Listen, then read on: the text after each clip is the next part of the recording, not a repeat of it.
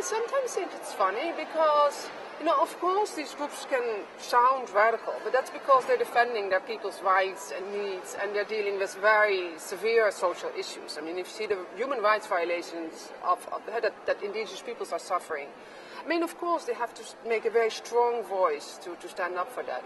But it's always presumed as if governments couldn't handle that. But I mean, governments are negotiating with trade unions. Trade unions do the same thing. They also have a very strong radical voice because they have to defend a lot of very sincere interests. I mean, the same thing is for these social movements. So I don't think there's anything to be afraid of. And if you learn how to understand the language also. I mean, I see there's a lot of difference in terminology used, partnerships, etc. Indeed, in reality, it is a lot of conflicts, but that doesn't mean that people cannot talk about these conflicts and try to solve them. And that's happening at the national level between a lot of governments and indigenous peoples' organizations. So it's nothing to be afraid of, I think. And yeah, I'm sometimes a bit concerned that some of the big institutions are too hesitant of dealing really with the big movements.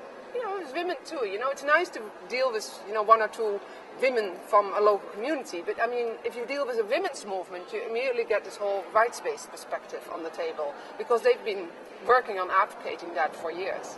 And it makes the women more stronger to work in their own, movement to put things on the table.